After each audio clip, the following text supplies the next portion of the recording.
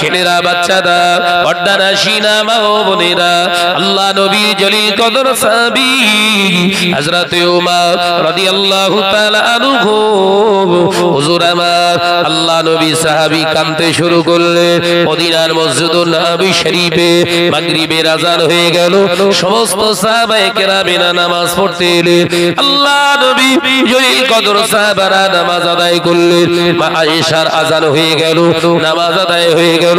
আল্লাহ নবীর মনটা খারাপ, নবী সাহাবীরা মনটা খারাপ, সাহাবায়ে কেরাম রিদওয়ানুল্লাহি তাআলা আলাইহি আজমাইন করে মনটা খারাপ। আমাদের ভাই মুসল্লি মসজিদে আসে না।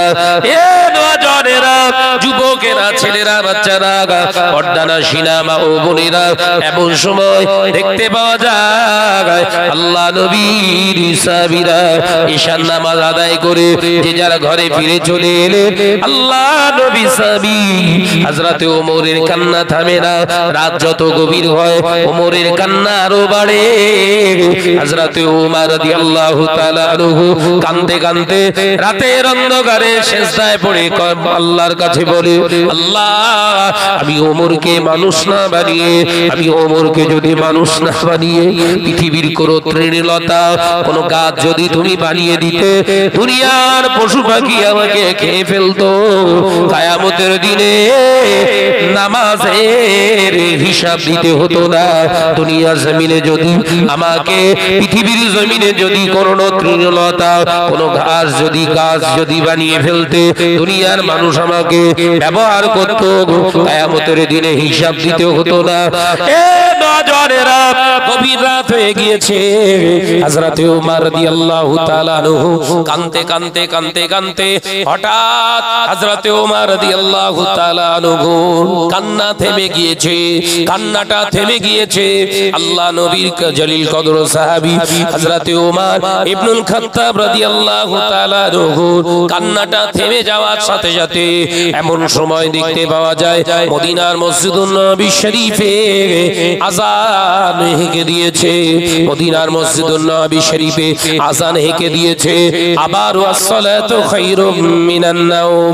ও নওজওয়ানেরা, হঠাৎ দেখতে পাওয়া যায় ওমরের ঘরের দরওয়াজার বাইরে দাঁড়িয়ে আওয়াজ দিতে লাগলেন, ও নবী পাকের সাহাবী ওমর, ও নবী পাকের সাহাবী ওমর, ওঠো ওঠো, শিগগিরই উঠে পড়ো, দেরি করো না।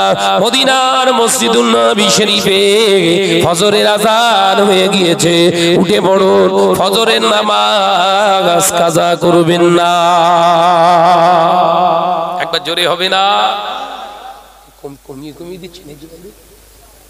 একটু বাড়া, দূর থেকে বলার আওয়াজটা একটু বাড়া, গলার অবস্থা খারাপ তো।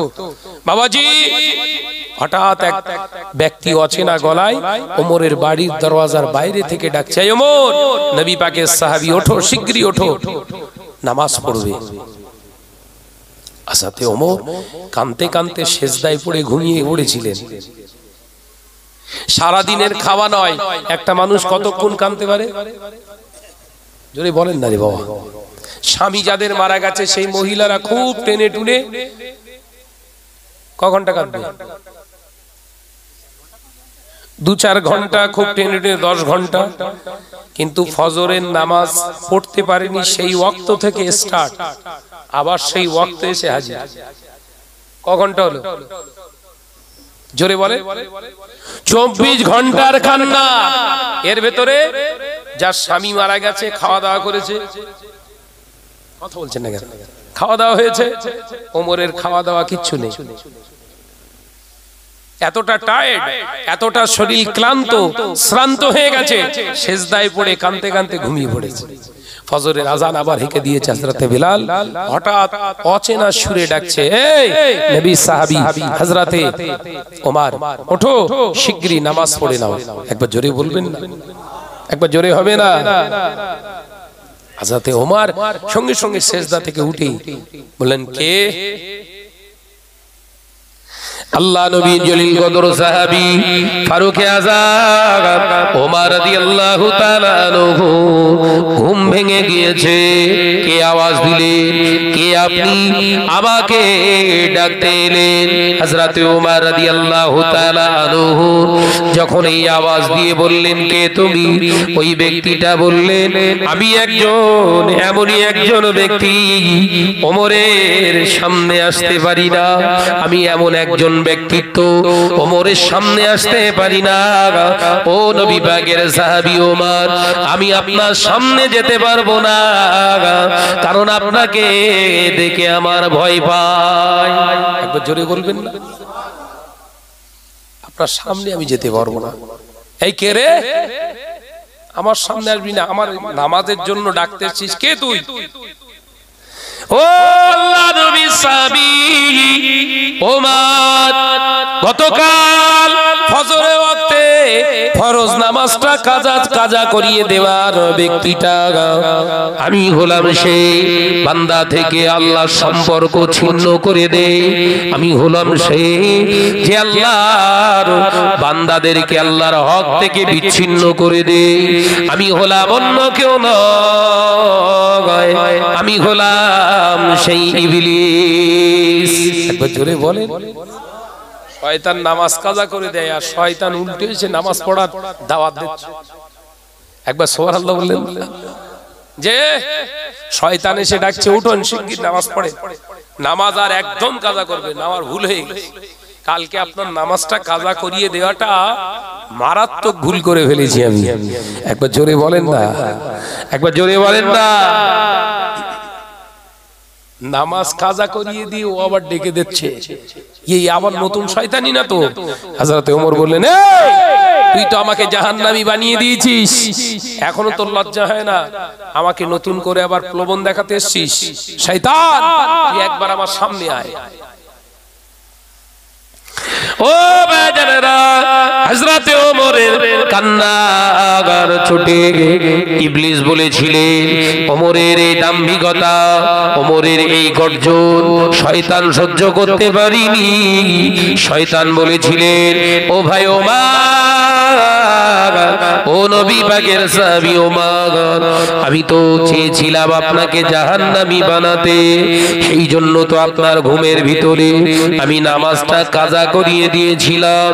আপনি যখন এমনি করে চেতনা অবস্থায় থাকেন, জেগে থাকেন, আপনার কাছে আসার ক্ষমতা আমার হয় না, কারণ আপনার ঈমানি জজবা, আপনার ঈমানের তাকত দেখে আমার ভয় লাগে। আমি উল্টো দিক দিয়ে পালাই, যে রাস্তা দিয়ে আপনি যান আমার ভয় লাগে এত, ওই রাস্তায় আমি 40 দিন আসতে পারি না। ও আমি তো চেয়েছিলাম আপনাকে জাহান্নামী বানাবো, কিন্তু না না, উল্টো হয়ে গেছে। আল্লাহর কসম করে বলি, আমি প্রথম আসমানে কান লাগিয়ে শুনে এসেছি, আল্লাহর প্রথম আসমানের ফেরেশতারা বলা কওয়া করছে, আজ ফজরের নামাজের পরে আপনার নামটা বিশ্ব নবীর জবান দিয়ে জান্নাতি ঘোষণা করা হবে। একবার জোরে হবে না? হযরত ওমর বললেন, তুই আবার নতুন শয়তানি শুরু করেছিস, তুই আমাকে আবার ধোঁকা দিতে এসেছিস, আমাকে ধোঁকা দিতে এসেছিস। হযরত ওমর রাদিয়াল্লাহু তাআলা আনহু কথাতে গর্জনে ওই সময় ইবলিস বলেছিলেন, ও নবী পাকের সাহাবী হযরত ওমর শুনে, আল্লাহর কসম করে বলি, আল্লাহ যে আল্লাহ আমাকে জাহান্নামী এলান করেছে, সেই আল্লাহর কসম করে বলছি, শুনে আমি বলছি, আমি নিজে কানে শুনে এসেছি, আপনার এই যে কান্না, আপনার কান্নাটা এক ওয়াক্ত নামাজ কাজা করার কারণে যে আপনি রোদন করেছেন, রোনাজালি করেছেন, কান্নাকাটি করেছেন, আল্লাহ আপনার কান্নাটা কবুল করে আপনার পূর্বের সমস্ত গুনাহগুলো আমার আল্লাহ কান্নার ওসিলায় মাফ করে দিয়েছে। একবার জোরে হবে না? আপনার এই কান্নাটা আল্লাহর দরবারে কবুল হয়ে গেছে।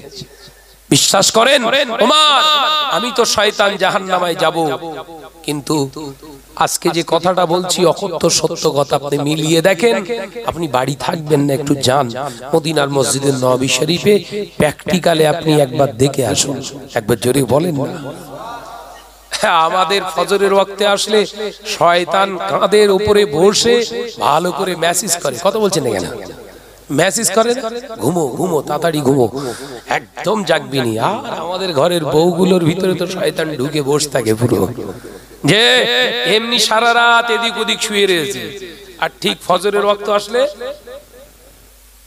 আল্লাহ রে বাবা, সে মহব্বতের কথা শেষ নি, আর একদম আষ্টি বৃষ্টি জড়িয়ে ধরে শুয়ে থাকে। তার মানে কি, তোর ফজরের নামাজ পড়তে হবে না, শো।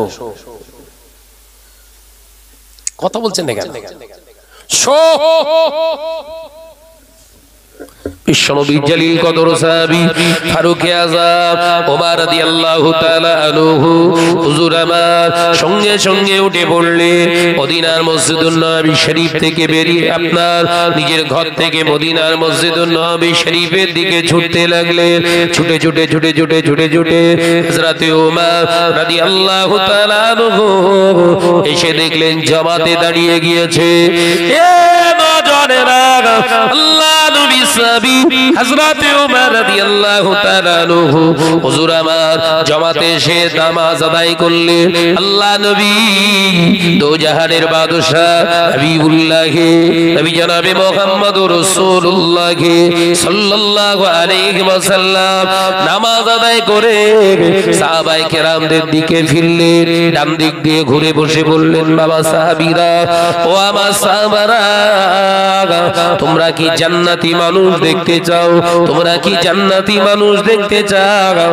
আল্লাহ নবী সাহাবীরা বললেন, হ্যাঁ ইয়া রাসূলুল্লাহ, আমরা জান্নাতি মানুষ দেখতে চাই।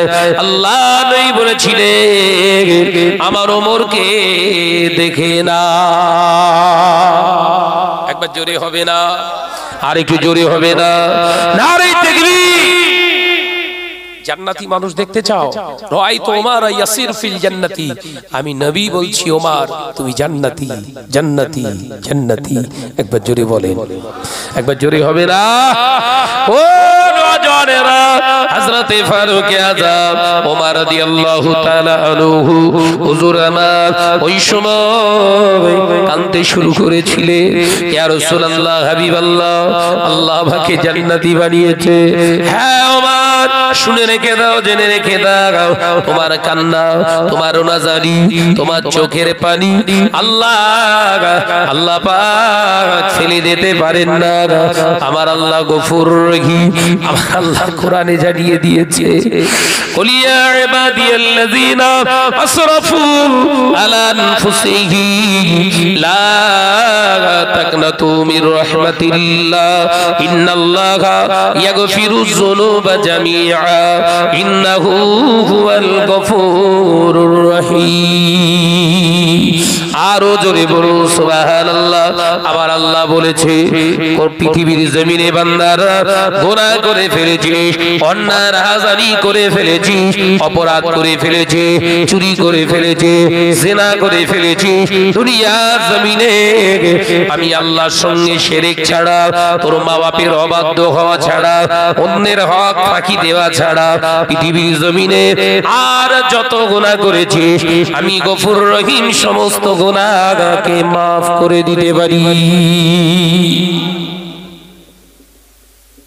কটা গুনাহ মাফ করবে না? কটা গুনাহ? চারটে। এক নাম্বার, আল্লাহ বললেন শিরকের গুনাহ।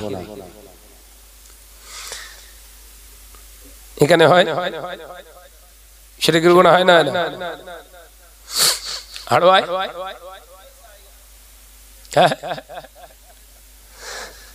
কুমলিও হয়তো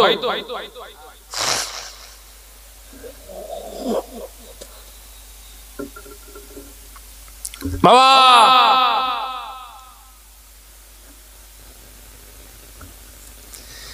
এই মাজার শরীফে যেতে কোনো গুনাহ নেই। পীরের মাজারের কাছে গেলে কোনো গুনাহ নেই, কিন্তু গিয়ে যদি সেখান থেকে প্রত্যাশা করেন শিরকের গুনাহ।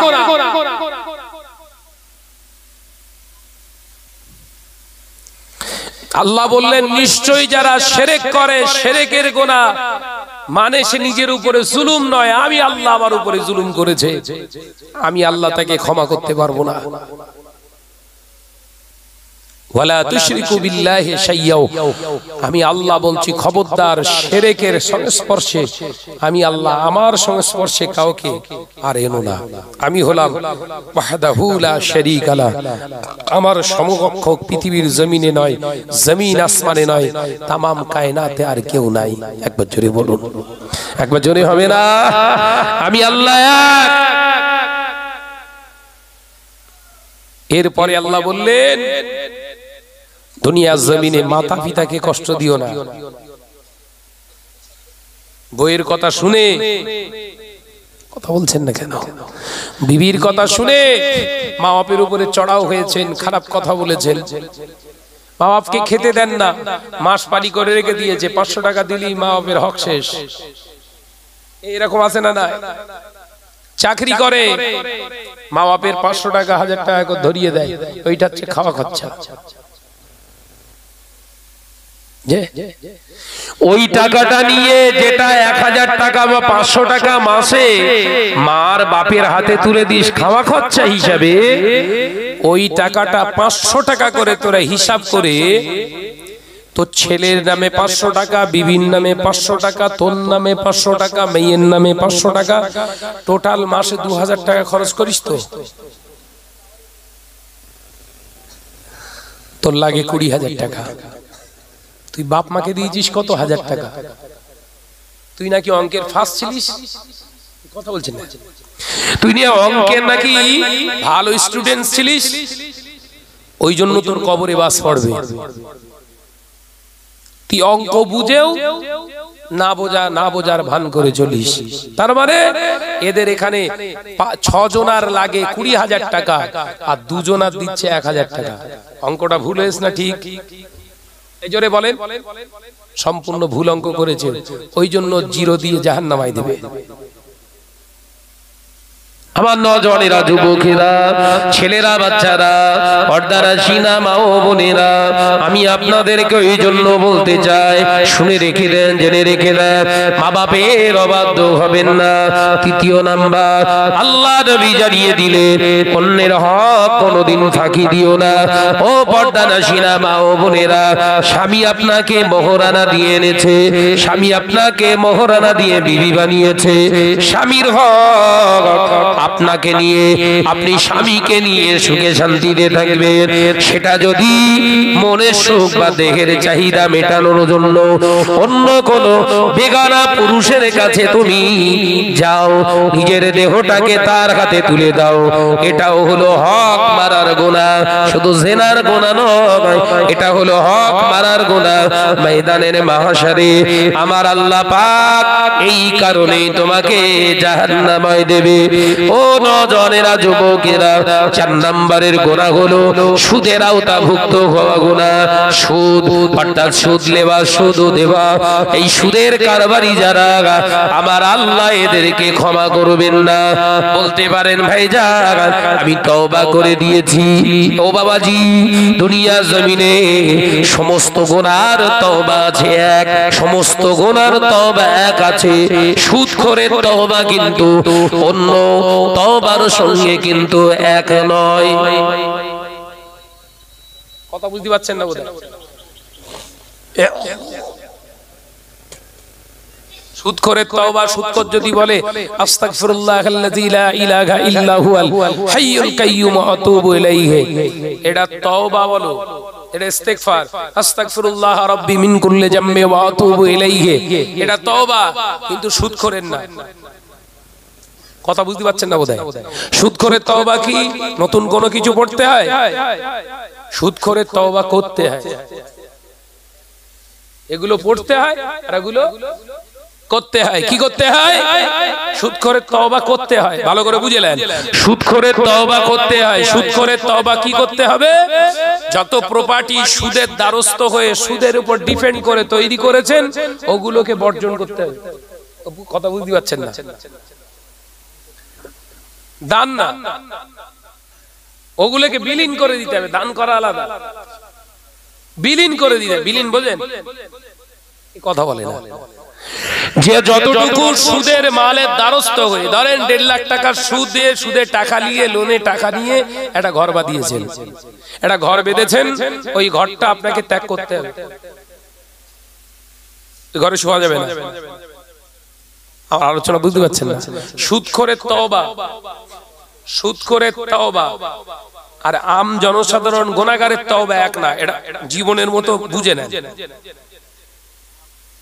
সুদখোরের তওবা করতে হয়, অর্থাৎ ইস্তেগফার করার সাথে সাথে ওদের একটা কাজ করতে হয়। সেই কাজটা কি? যতটুকু সুদের দ্বারস্থ হয়ে আমার জীবনে প্রপার্টি বা যতটুকু আমি অ্যাসেট করেছি সবকিছু পরিহার করতে হয়। এটাই হলো সুদের তওবা। আলোচনা বুঝতে পারছেন না ভাই? এ তওবা হবে?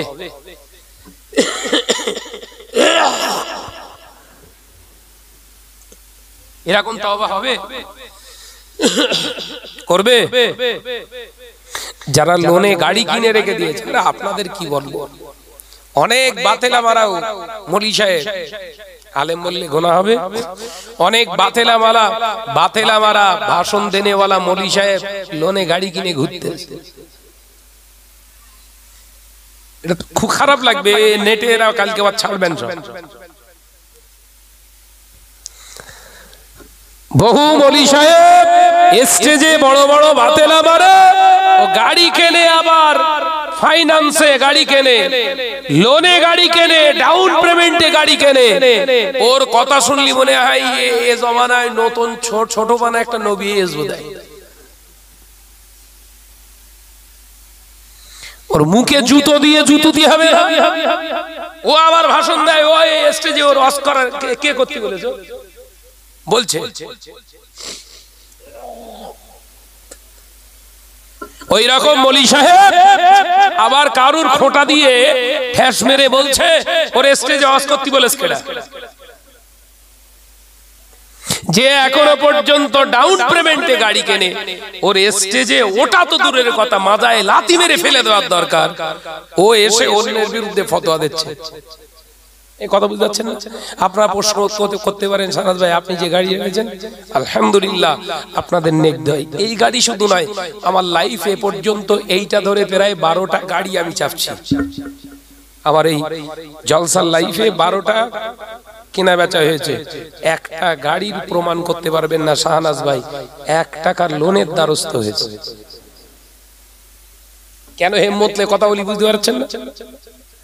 জান চেক করেন, যে গাড়িটা সুদের দ্বারস্থ কিংবা ডাউন পেমেন্টে কেনা হয়, কিস্তিতে কেনা হয়, ওর ব্লু বুক অর্থাৎ স্মার্ট কার্ডটা নিয়ে একবার দেখেন, ও চোর ধরা পড়বে।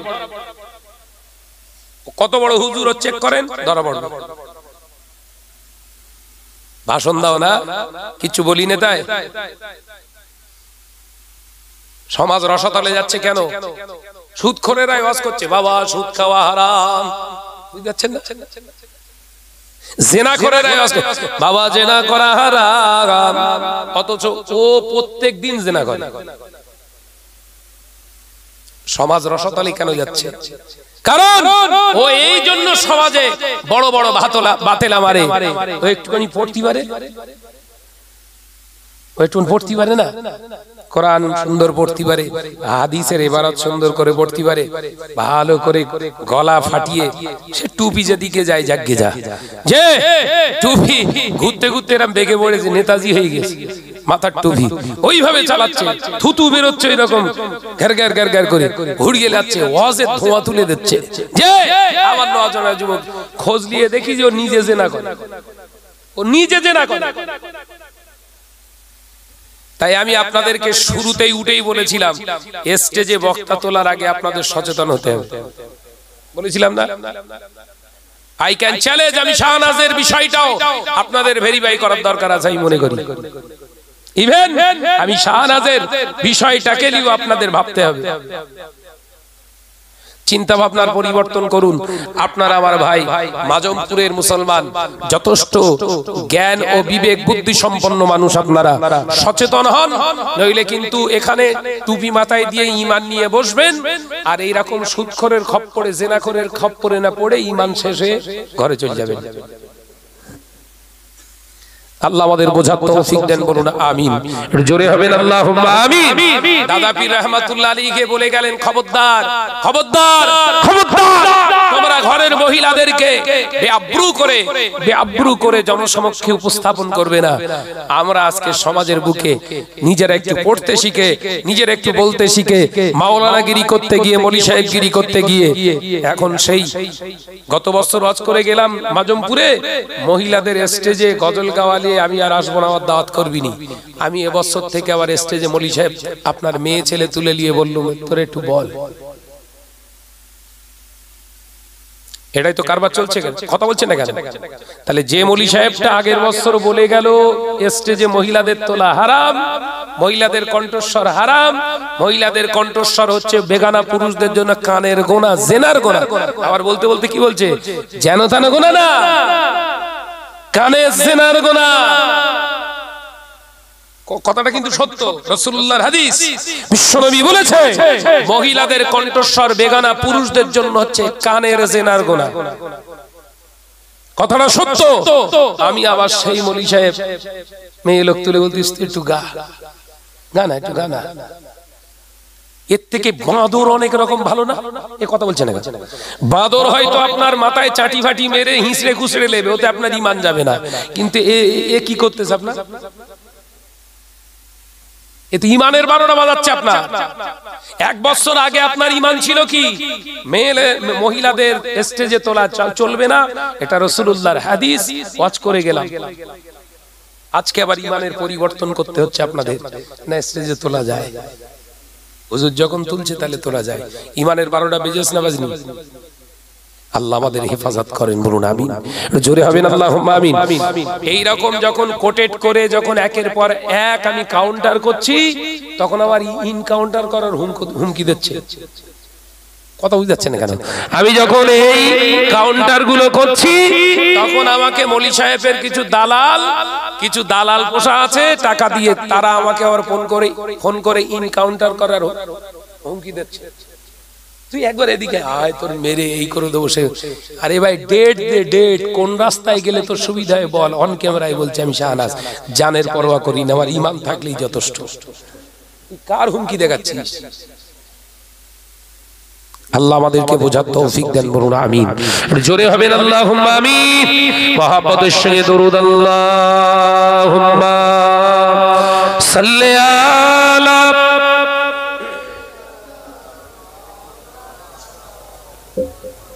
কত রাত করে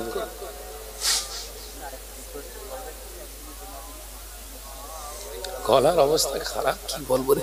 এ আপনার ঘুমোবেন নাকি? ঘুম পাচ্ছে বা? আমি নাই, আজকে আমার অসুস্থতার শরীরটা একটু মতো লাগছে, একটানা ওয়াজি করে ফেললাম প্রায় 1.5-2 ঘন্টা। মাঝখানে যে একবার ব্রেক মারি আমি, কিন্তু আজকে ফুল ব্রেকে চলতে, গলা খারাপ তাতেও আবার ব্রেক চলছে, বিনা ব্রেকে চলছে। যে কেন জানেন? আমার চিন্তা ভাবনা করতে হয় মাঝে মাঝে, এই হাইব্রিড মলি সাহেবরা, এদের গলার অবস্থা এরকম, জানেন তো? এদের কণ্ঠস্বর শুনলি শ্যাল পর্যন্ত এলাকা ছাড়া হয়। কথা বুঝতে পারছেন না? আমরা একটু মাঝে মাঝে নাত কিংবা নাশিদ আপনাদের রিকোয়েস্টেই এসে বললো ভাইজান একটু গজল গাইতে হবে, তা আপনাদের রিকোয়েস্টেই আমার নিজের লেখা আমি হামদ বা নাত শরীফ নাশিদ গুলো গাই। এমলি সাহেবদের সহ্য হয় না, কলকে ফাটে, বুঝতে পেরেছেন তো? শুধু গজল গেয়ে গেয়ে কিচ্ছু ওয়াজ করতে পারবে না। ওই জন্য আজকে 1.5-2 ঘন্টা ওয়াজ করলাম গজল ছাড়া।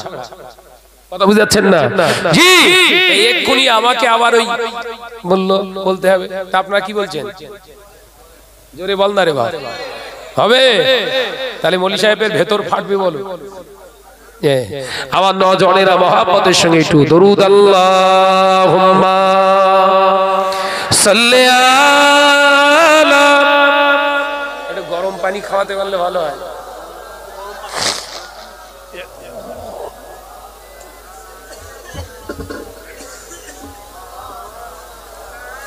হচ্ছে না, একই সঙ্গে পড়ি, আল্লাহুম্মা সাল্লি আলা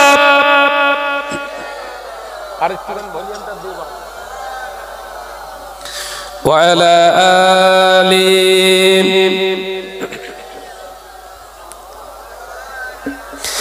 একদিন তোমারি না